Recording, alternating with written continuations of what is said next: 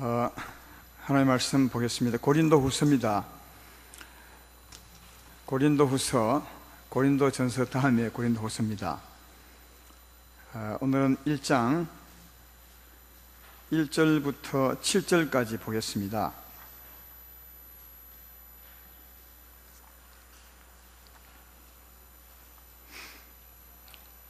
제가 봉독하겠습니다. 하나님의 뜻으로 말미암아 그리스도 예수의 사도된 바울과 형제 디모데는 고린도에 있는 하나님의 교회와 또 온 아가야에 있는 모든 성도에게 하나님 우리 아버지와 주 예수 그리스도로부터 은혜와 평강이 있기를 원하노라.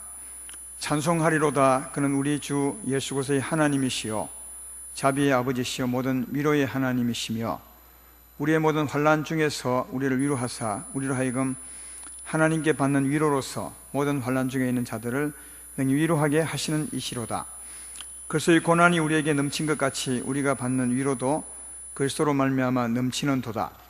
우리가 환난 당하는 것도 너희가 위로와 구원을 받게 하려는 것이요 우리가 위로를 받는 것도 너희가 위로를 받게 하려는 것이니 이 위로가 너희 속에 역사하여 우리가 받는 것 같은 고난을 너희도 견디게 하느니라.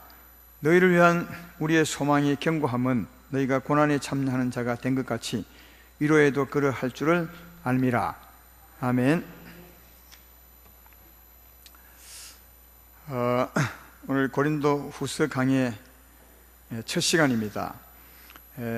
우리의 하나님, 위로의 하나님, 이런 제목으로 첫 시간 고린도 강의를 해보고자 합니다. 지난번까지는 고린도 전서 강의를 했습니다. 주로 고린도 전서는 후서나 전서나 고린도에 편지한 내용이지만 전서는 주로 이론적인 것이 많이 있습니다. 주로 성도님들이 어떻게 살아야 하는가 하는 도리와 이론에 관한 말씀이 많지만 고린도 후서는 이론보다는 좀 실질적인 경험한 내용들을 바울이 고린도교회에 전하고 있습니다. 이론이 실제화되어야 되니까 말로만 알고 있을 것이 아니라 말씀과 함께 삶이 되도록 그렇게 그런 내용을 편지하고 있음을 볼 수 있습니다. 그래서 잘 들으면 고린도 후서를 통해서 큰 은혜를 더 많이 받을 수 있지 않나 이런 생각을 합니다. 오늘부터 고린도 후서 강의를 할 테니까요, 그런 면에서 꼭 많이 참여하셔서 여러분 것으로 삼았으면 좋겠습니다. 서론은 이 정도 하고요, 우선 1절을 보겠습니다. 하나님의 뜻으로 말미암아 그리스도 예수의 사도된 바울과 형제 디모데는 고린도에 있는 하나님의 교회와 또 아가야에 있는 모든 성도에게, 이렇게 이제 서두 인사를 시작합니다. 여기 보면 사도 바울은 하나님의 뜻으로 말미암아 하나님의 사도가 되었다고 그렇게 말합니다. 자기가 사도인데 그냥 사람으로 말미암아 사도된 것이 아니라 하나님의 뜻에 의해서, 그러니까 하나님이 자기를 사도로 세우셨다. 이 사도는 보내심을 받은 자죠. 하나님께서 복음을 전하기 위해서 이제 보내신 자, 사람 편에 보면 보내심을 받은 사람, 이런 뜻인데 바울은 그 하나님이 나를 세우셔서 보내셨다, 이런 자기 직분에 대한 생각을 가지고 있습니다. 이게 참 중요합니다. 하나님께서 내게 이 직분을 세우셨다 하면 우리 마음 자세가 달라지는 거죠. 사람이 세웠다 하기보다는 하나님 나를 세우셨다라고 하면 하나님의 종이니까, 또 하나님께 맡은 사람이니까 훨씬 더 신실하고 충성될 수가 있습니다. 바울은 하나님께 받은 직분으로 생각해서 굉장히 크게 생각하고 있는 것을 볼 수 있습니다. 근데 많은 성도님들은 자기가 받은 그 직분에 대해서 사람이 준 것이다, 교회에서 그냥 한 해 마치고 준 것이다, 이렇게 생각하며 사는 분들이 참 많습니다. 물론 이제 교회에서 주고 연말 되면 사람이 세웠지만, 그러나 하나님의 이름으로 세운 것이기 때문에 결코 사람이 준 것이라 할 수 없습니다. 하나님께서 주신 것인데 생각을 이 하나님이 아니 사람이 준 것이다, 교회에 준 것이다, 이렇게 생각하기 때문에 이걸 크게 생각하지 않습니다. 하나님이 내게 주셨다 생각하면 일하는 마음 자체가 완전히 달라지죠. 그러나 사람이 세웠다 하면 또 그 마음이 하나님이 세운 것과는 전혀 다르게 느슨해질 수가 있고 또 크게 생각하지 않을 수가 있습니다. 누가 세웠느냐 하는 것을 아는 것은 참 중요하다고 생각합니다. 혹시 우리 중에 어느 날 대통령이 임명장을 내려서 이런 일을 좀 맡아주시오, 이게 대통령 이름으로 부탁하면 아마 그 사람은 굉장히 고맙게 생각하고 크게 생각하고 그 일에 충성을 다할 것이라 저는 그렇게 생각합니다. 대통령이 이름이 있고 직책이 높기 때문에 그에게 받으면 그 지금도 크게 생각하지 않을까 그렇게 생각하거든요. 그러나 하나님이 크겠습니까? 대통령이 크겠습니까? 믿음이 적은 사람은 대통령이 크겠죠. 믿음이 조금이라도 있는 사람은 하나님이 대통령과 비교할 수 있겠어요? 정말 비교할 수 없는 거죠. 근데 그 하나님이 내게 직분을 주셨다고 하고 하나님께 직분 받는 걸로 알면 대통령에게 받은 그 직임 감당하는 마음보다는 훨씬 크죠. 훨씬 충성되고 신실해야 되지 않을까, 또 신실할 수 있지 않을까 그렇게 생각합니다. 사랑하는 여러분, 우리들도 하나님 앞에 직분을 맡았는데 크든 작든 하나님이 내게 주셨다 이렇게 생각하고 살아야 바르게 직분을 감당할 수 있습니다. 어느 누구에게 받은 것보다 이런 마음을 갖는 게 너무 중요합니다. 사도 바울은 분명히 말하는 나는 하나님께 받은 것이라 그렇게 말합니다. 이렇게 말하면 우리 중에는 사도 바울이야 사도로 특별히 세움을 받았으니까 하나님께서 뜻하여 세운 것이지만 우리는 다르지 않습니까? 이렇게 말할지 모르겠어요. 그러나 1절을 한 번 더 보면 그런 말은 잘못된 것임을 알 수 있습니다. 하나님의 뜻으로 말미암아 그리스도 예수의 사도된 바울과 형제 디모데는 그렇게 있죠. 여기 바울만 얘기하면 그렇게 말할 수 있겠지만 디모데도 같이 언급하거든요. 앞에 말은 그 두 사람이 같이 연결되는 겁니다. 하나님의 뜻으로 사도된 디모데와 이렇게도 되거든요. 그러니까 디모데도 하나님께서 세우신 자라고 분명히 말씀하고 있습니다.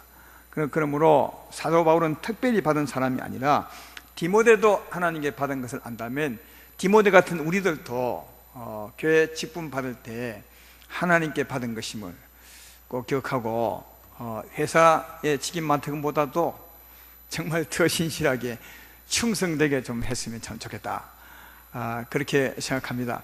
사람은 몰라도 하나님은 알 거 아니겠습니까? 제가 나를 참 크게 생각하는구나, 살아계신 하나님 앞에 맡은 직임을 크게 생각하는 우리가 된다면 하나님이 더 기뻐할 것이라 그렇게 생각합니다. 이렇게 말하는 것은 우리 교회 성도님들이 직분을 가볍게 여긴다고 생각하는 것이 아니라, 이 때문에 말하는 것이 아니라 그렇게 해야 된다고 제가 일반적으로 강조하고 있습니다. 지금 정말 하나님께 맡은 직분으로 생각해서 충성되어야 하는 분이 얼마나 많은지 모릅니다.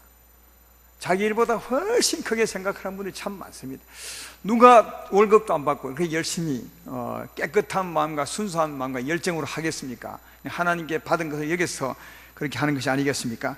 우리 모두도 다 그렇게 하는 것이, 우리 모두가 다 좋다는 것을 한 번 더 강조해 드리고 싶은 겁니다. 그리고 사도 바울은 편지를 쓸 때마다 꼭 그 동일한 인사를 하는데 인사말이 동일한 겁니다.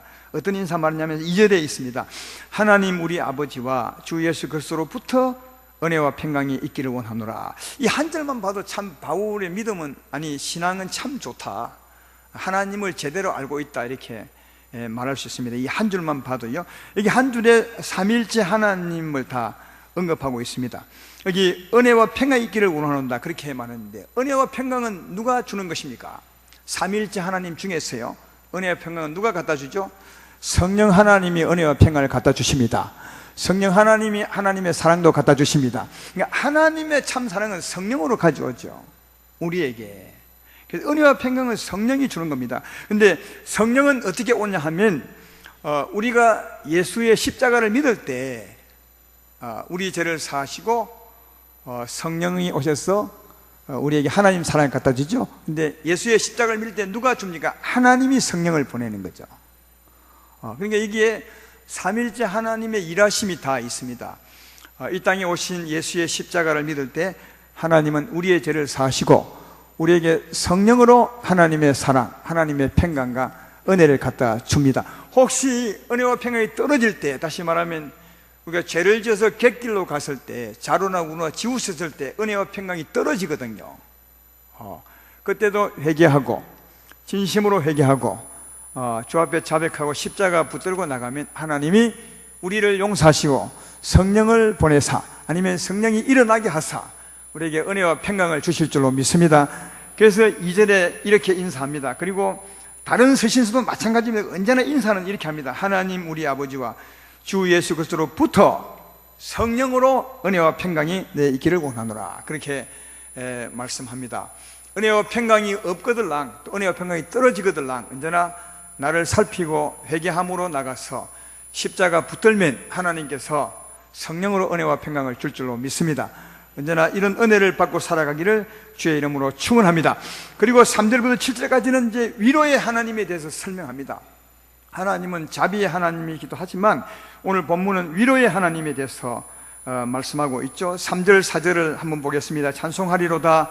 그는 우리 주 예수 그리스도의 하나님이시요 자비의 아버지시요 모든 위로의 하나님이시며 우리의 모든 환난 중에서 우리를 위로하사 우리를 하여금 하나님께 받는 위로로서 모든 환난 중에 있는 자들을 능히 위로하게 하시는 이시로다. 하나님은 자비의 하나님이시지만 또 오늘 본문에서는 위로의 하나님이시라고 말씀하는데, 위로의 하나님 언제 위로하냐 하면 모든 환난 중에서 위로하신다고 말합니다. 여기 3절 4절에 보면 모든이라는 말이 3번 들어가 있죠. 모든 위로의 하나님, 모든 환난 중에서 우리를 위로하사, 또 중간 이후에도 모든 환난 중에 있는 성도자들을 능히 위로하사. 그러니까 모든 환난 중에서 하나님이 위로한다는 거죠. 그러니까 이 말씀에 의하면 여러분, 우리가 살면 환난이 참 많이 오는데 작은 환난이든 큰 환난이든 예상치 못한 환난이 다가오는데 하나님은 꼭 그때 위로해 주는 하나님이시라는 거예요. 모든이라는 말을 꼭 보십시오. 모든 환난 중에서 성도는 위로받을 수 있습니다. 하나님은 모든 환난 중에 위로하는 하나님이시라고 이 바울은 모든을 강조하고 있어요. 모든 환난 중에 위로하신다. 따라서 앞으로 살아가는 동안 환난이 있거들랑 하나님이 내게 위로하시겠구나, 또 나는 위로받을 수 있겠구나, 이렇게 생각하고 위로의 하나님을 바라보시기를 주의 이름으로 축원합니다. 근데 환난을 허락하시는 이유가 있습니다. 4절에 보면 나와 있죠. 한 번 더 읽어보면 우리의 모든 환난 중에서 우리를 위로하사 우리로 하여금 하나님께 받는 위로로서 모든 환난 중에 있는 자들을 능히 위로하게 하시는 이시로다. 물론 환난을 지나면 하나님이 우리도 위로해요. 본인도 환난 당하는 우리도 위로하겠지만 또 한 가지 목적이 있는 것은 내가 환난 중에 위로받은 위로로서 또 나처럼 환난 당하는 사람에게 그 하나님의 위로를 알려주려고, 그래서 그도 나처럼 그 환난을 이기게 하도록 하기 위해서 내게 환난을 허락하셨다, 그렇게 말씀을 하고 있습니다. 그러니까 여러분, 단지 환난은 우리만을 위한 것이 아니라 우리도 환난을 통해서 배울 게 많겠지만, 그리고 우리에게 환난을 주시면 또 다른 사람을 위한 환난도 된다고 그렇게 말합니다. 물론 이제 앞선 자들이 좀 뒤처진 사람을 위해서 그렇게 하나님이 하신다고 말하죠. 그래서 이제 6절 같은 데 보면 분명히 그렇게 한 번 더 강조하죠. 우리가 환난 당하는 것도 너희가 위로와 구원을 받게 하려는 것이요 우리가 위로를 받는 것도 너희가 위로를 받게 하려는 것이니 이 위로가 너희 속에 역사하여 우리가 받는 것 같은 고난을 너희도 견디게 하느니라. 아주 한 번 더 강조합니다. 내가 어려움을 당한 것은 너희를 위한 것이고 내가 환난 중에 구원을 받아 위로받는 것도 너희를 위한 것이다. 그래서 너희도 나와 같은 환난을 통과할 때 내게 들은 이 위로와 승리, 이김을 너희도 너희 삶에 적용하게 되면 너희도 나처럼 하나님의 위로와 승리를 얻게 될 것이다. 그래서 하나님께서 사도 바울, 또 사도 바울과 함께한 사람들에게 환난을 주셨다고 그렇게 말합니다. 오늘 꼭 우리가 기억해야 될 부분은 늘 환난은 나 혼자만을 위한 것이라고 생각하기 쉬운데 하나님은 나 혼자만을 위한 환난도 있지만 특별히 내게 환난을 주시면 연약한 자를 위한 환난도 있다는 것을, 내 어린 자녀를 위한 환난도 있다는 것을, 또 교회 가운데 나보다 약한 자를 위한 환난도 있다는 것을 꼭 기억하시고 한번 잘 분별해서 살아보면 참 좋겠다, 그렇게 생각되고, 모든 환난은 모든 사람에게 오늘 6절 말씀 같은 도움이 될 수가 있음을 알 수가 있습니다. 혼자만의 환난이라 생각하지 말고 이웃을 위한 환난임을 한번 생각해 보면 좋겠습니다. 그래서 내가 환난을 당하여서 환난 중에 위로를 받고 또 승리를 얻습니다. 이것을 환난 받는 사람에게, 아니 환난 받기 전에도 알려주면 그 사람이 내 경험한 것을 통해서 나도 환난 받을 때 저렇게 하면 충분히 위로받고 이길 수 있겠구나, 이것을 이제 배우게 되죠. 그래서 그 사람도 환난 중에서 능히 이기게 할 수 있도록 하나님이 먼저 된 자를 환난 받게 하셔서 이기게 하신다는 것을 알 수가 있습니다. 이런 마음도 가지시고 한번 살아보시면 다른 사람에게 큰 도움이 될 것이라 생각이 됩니다. 그래서 사도 바울은 자기가 경험한 것을 한번 예를 들어서 다른 사람에게 위로와 승리가 되기 위해서 설명해 주고 있는데, 다시 말해 예를 들어서 하고 있는데, 말씀해 주고 있는데, 그게 8절부터 11절 말씀이에요. 우선 8절부터 10절까지 한번 읽어보겠습니다. 형제들아, 우리가 아시아에서 당한 환난을 너희가 모르기를 원하지 아니하노니 힘에 겹도록 심한 고난을 당하여 살 소망까지 끊어지고 우리는 우리 자신이 사형선고를 받는 줄 알았으니 이는 우리로 자기를 의지하지 않고 오직 죽은 자를 다시 살리시는 하나님만 의지하게 하려 하심이라. 그가 이같이 큰 사망에서 우리를 건져셨고 또 건지실 것이며 이후에도 건지시기를 그에게 바라노라, 그렇게 말합니다. 그러니까 아시아에서 환난을 당했으나 하나님의 위로받고 이긴 그 경험을 한번 예를 들어 설명하고 있는 거죠. 그 환난을 당할 때 굉장히 힘들었다고 말합니다. 8절 9절에 말하죠. 너무 힘들어서 살 소망까지 끊어지고 마음의 사형 선고를 받은 줄 알았다. 그러니까 이런 거죠. 너무 힘들었어. 이제 죽었구나. 도무지 살아날 방법이 없는구나. 여기서 우리가 끝나는구나. 이런 그 환난 가운데서 이런 마음을 가질 만한 환난을 겪었다는 거죠, 사도 바울이. 여러분, 사도행전에 보면 이 사도 바울이 어려움을 겪은 것을 많이 볼 수 있는데, 그 중에 이제 오늘 사도 바울이 예를 든 이 사건을 하나 이게 뭡니까? 예를 정하자면 있습니다. 혹시 여러분이 이렇게 사도 바울이 어려움을 겪고 이긴 사건이 기억난 게 있습니까? 혹시 사도행전 중에?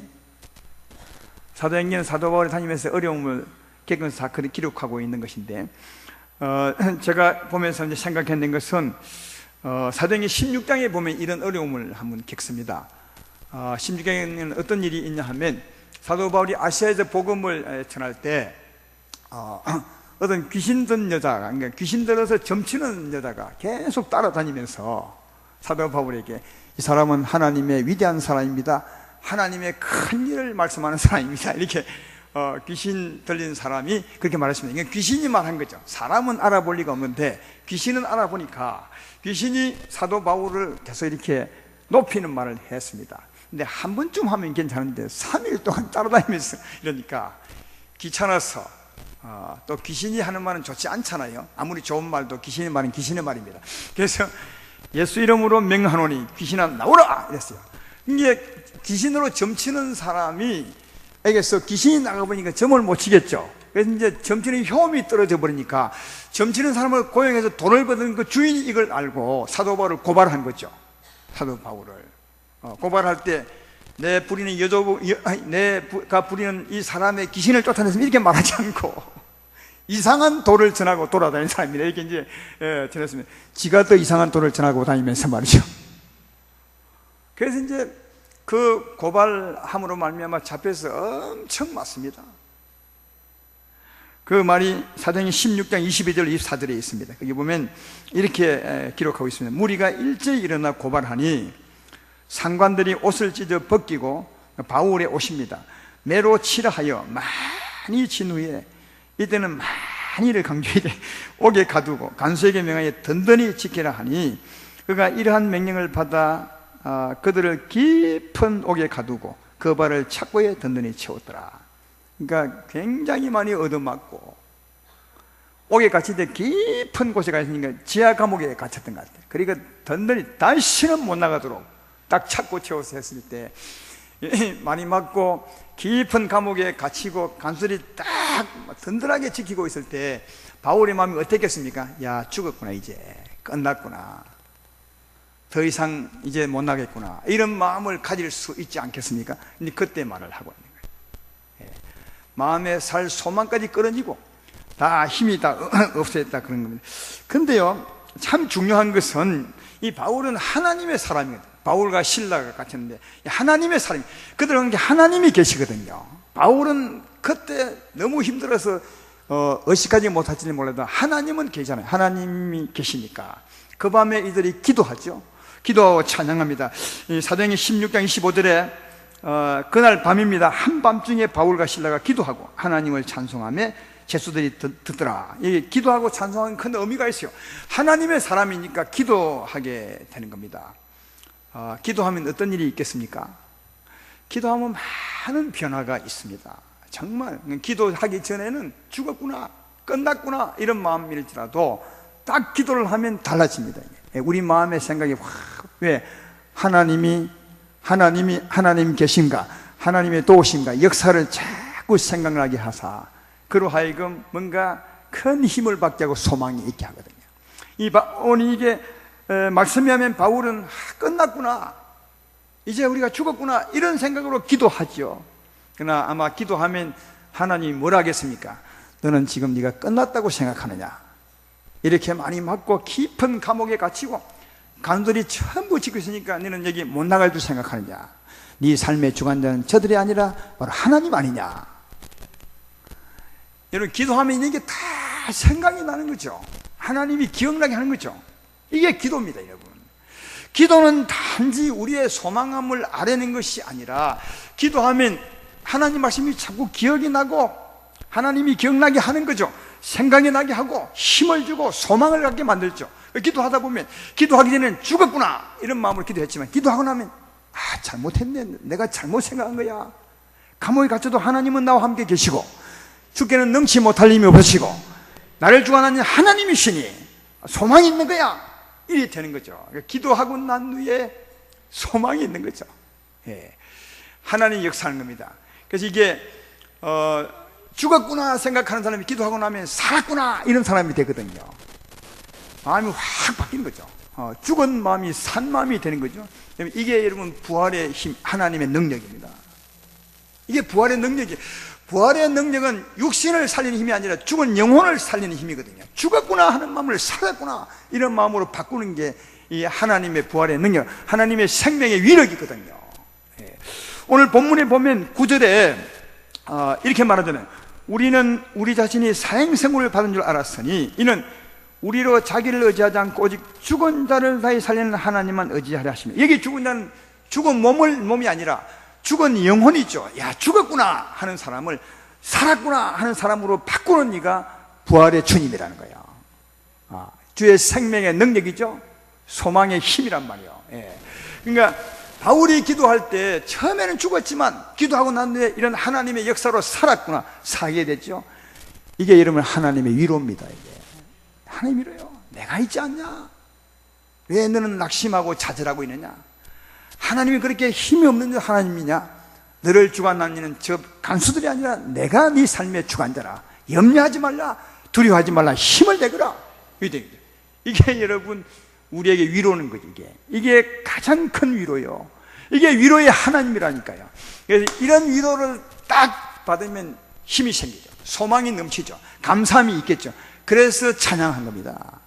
그래서 오늘 조금 전에 읽었던 그 말씀, 바울과 신라가 기도하고 하나님을 찬송하며, 이건 그런 의미가 있는 거죠. 기도하면 힘을 얻고 소망을 가지고 그래서 감사함으로 찬양하게 되는 거죠.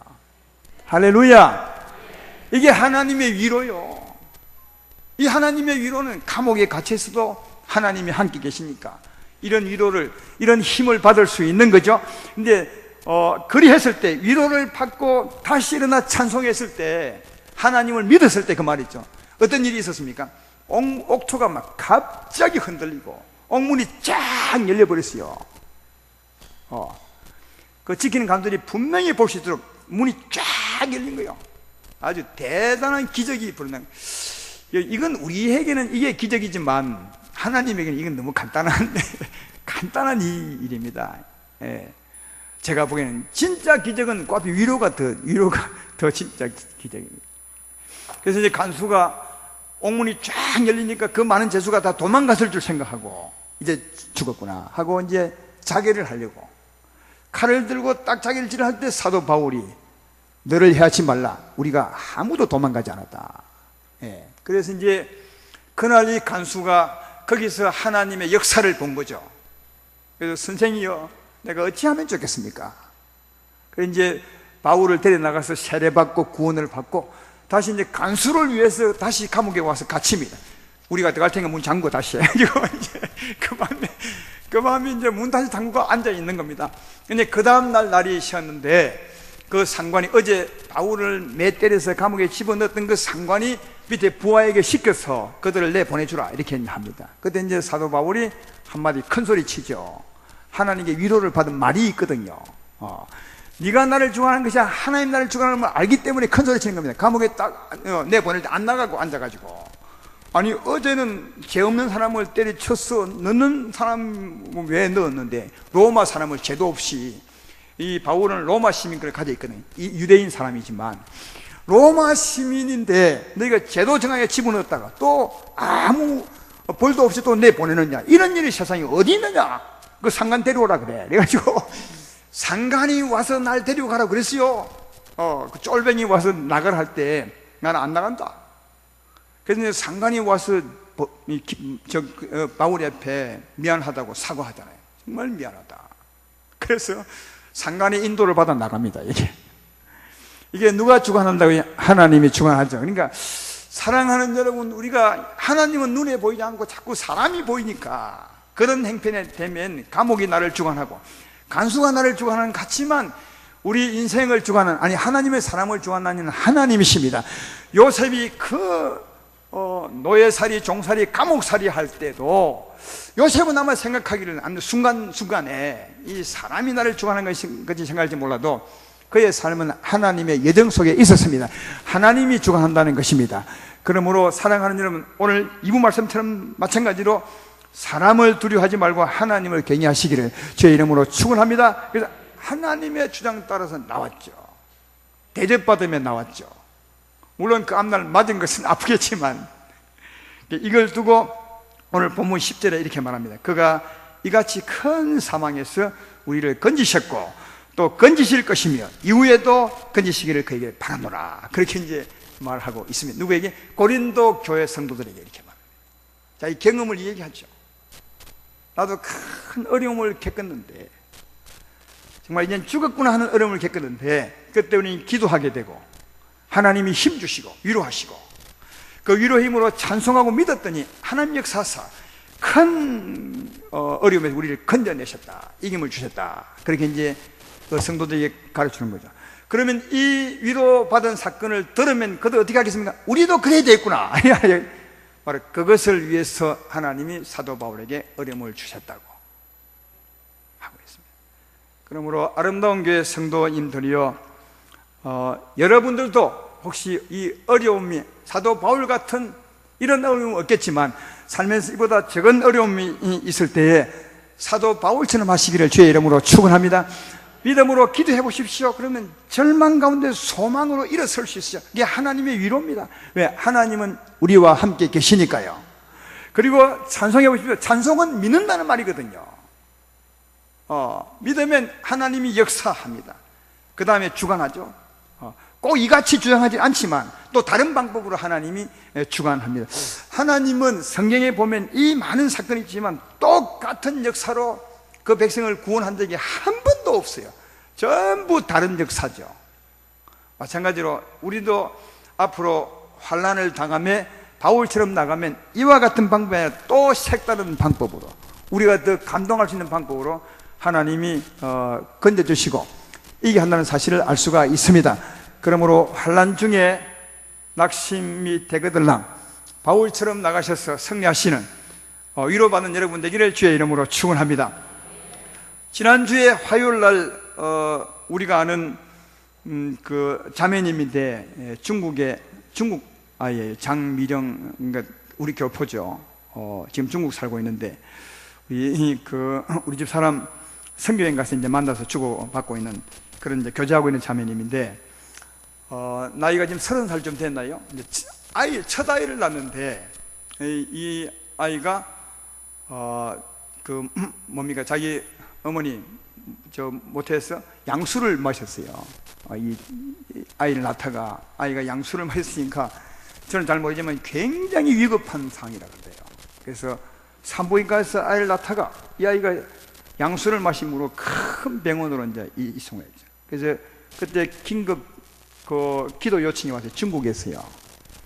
전에 말했지만 여기 이제 같이 교제하는 분들이 한 300명이 되니까 또 동시에 300명 보내서 빨리 기도해 주십시오 했어요. 그래서 300명이 다 기도했는지 모르겠지만 그래도 그 중에 기도한 사람이 많겠죠. 기도했는데 기도하고 난 얼마 있을 때 중국에 연락 왔어요. 그 위급한 상황이 넘겼다고요. 그래서 이제 위급한 상황 넘기고 엊그젠가 이게 인공호흡기를 떼고 얘가 살았어요. 그러니까 이런 환란도 겪으면서 큰 위로를 받지 않겠는가. 또 하나님의 역사를 보고서 하나님이 계시구나, 이러다면 은혜를 받았으리라 생각합니다. 교제하다 보면 우리 교인들도 이런 게 많겠지만 참 이런 일이 많아요. 지금 이제 동두천에 있는 분인데 최병홍 김병홍 지사님이 아니고요. 최병홍 선생님이, 이건 고등학교 선생님인데 이 사람도 작년에 자기 아이를 낳다가 아이가 이제 태중에서 폐혈증은 피가 오염된 거죠. 이건 더 무서운 병입니다. 폐혈증은 피가 오염되면 거의 죽을 확률이 거의 한 90% 된대요. 그래서 의사들도 다 포기하라고, 안 될 것이라고 했는데 그때도 이게 이제 기도 요청 네트워크에 연결이 돼서 국제적으로 기도했죠. 기도했는데 살았어요. 이게 살았습니다. 한 보름쯤 고생하다 살았어요. 이 최병홍 선생님은 신앙이 그렇게 좋지 않았는데 이 이후로 굉장히 좋아지고 하나님의 계심을 확실히 경험해서 얼마나 하나님을 경외하고 사는지 모릅니다. 이번 이제 얼마 전에 돌을 지냈어요, 그 아이가. 그래서 사진하고 선물도 보내왔더라고요. 그러니까 우리 교인들도 혹시 어려운 일이 있으면 우리 이제 중보기도팀과 이렇게 연락해서 기도하면 정말 좋습니다. 하나님이 계십니다. 큰 힘이 됩니다. 많은 사람이 한 사람을 위해 기도하면 하나님이 그거 들으시고 역사하죠. 역사합니다. 또 네트워크도 이용하면 참 좋겠다는 생각이 많이 들었습니다. 제가 말씀하고 싶은 것은 그런 감정을 가지면 혼자만 간직하면 안 된다는 거예요. 오늘 그 말씀하고 싶은 거예요. 그런 감정, 그런 하나님의 위로와 은혜를 받았으면, 그런 이김을 얻었으면 꼭 어떻게 다른 사람과 나누어야 된다는 거예요. 오늘 사도 바울이 하는 말이 그 말입니다. 하나님이 내게 환난을 지나며 위로하시고 승리를 주신 것은 나만을 위한 것이 아니라 여러분을 위한 것이다. 그래서 여러분도 나 같은 어려움을 겪었을 때 나처럼 이기게 하기 위해서, 여러분에게 이것을 나누게 하기 위해서 내게 준 것이다. 이게 분명히 말씀하죠. 우리도 지나면서 하나님 은혜를 받을 때가 많은데 우리만을 위한 것이 아니라 나보다 약하고 또 내 이웃을 위한 것임을 꼭 기억하시고, 혼자만 딱 걸어 잠그고 계시지 말고 꼭 옮기시고 나누셔서 우리 같은 어려움을 겪을 때 그 사람도 나처럼 이길 수 있게 하시는 우리가 됐으면 참 좋겠습니다. 교회가 좋은 것이 그것이고 교회가 있는 이유도 그것입니다. 교회는 그냥 모였다가 강의 듣고 가는 곳이 아니라 교회는 그야말로 몸인 것입니다. 교제가 있는 곳이죠. 혹시 우리 아름다운 교회 나오지만 이웃 성도가 교제가 없는 분이 있으면 꼭 가든교회에 속해서 교제를 하십시오. 교회라는 것은 교제하는 곳입니다. 그래서 우리 몸을 비유하잖아요. 우리 오른팔은 왼팔과 늘 교제합니다. 또 우리의 다리나 우리 몸의 지체는 항상 다른 지체와 교제를 하거든요. 그게 살아있는 한 몸이거든요. 따라서 교회가 있는 것은 혼자 독불장군으로 살아가기 위한 것이 아니라 교제를 위한 것입니다. 가정교회가 있는 이유도 교제를 위한 것임을 꼭 기억하시고, 은혜 받은 것이나 또 환난을 통해서 이김이나 위로를 나누어 가지면서 서로 우리처럼 이김과 위로와 승리를 가지고 살아갈 수 있도록 하시기를 주의 이름으로 축원합니다. 하나님은 위로의 하나님이십니다. 위로의 하나님이십니다. 모든 환난 가운데 반드시 위로하는 하나님이시라, 그렇게 말씀했으니까 어떤 환난 중에서도 하나님의 역사한다는 말이죠. 우리가 믿으면, 의지하면 위로를 얻는다는 것이죠. 그리고 이김을 준다는 것을 잘 발견해 볼 수 있습니다. 그리고 혹시 내가 잘못해서 환난을 당할 경우에는 회개하고 나가면 또다시 하나님의 위로를 받습니다. 그 차이입니다. 내가 잘못하지 않아도 환난이 올 때는 그냥 죽게 나가서 위로를 받을 수 있지만, 사도 바울처럼 혹시 내가 잘못함으로 환난을 당한다 해도 나는 하나님의 자녀고 십자가가 내 앞에 있었는데 회개하고 나가 십자가를 붙들고 다시 주님을 사도 바울처럼 의지한다면 주님이 위로를 주시고 승리를 주십니다. 그러니까 승리와 위로는 우리 것입니다. 하나님이 우리 하나님인즉 우리의 것입니다. 이 하나님, 우리의 위로의 하나님이신즉 이 하나님으로 위로받으며 승리하며 사시고 꼭 나누며 사시기를 주의 이름으로 축원합니다.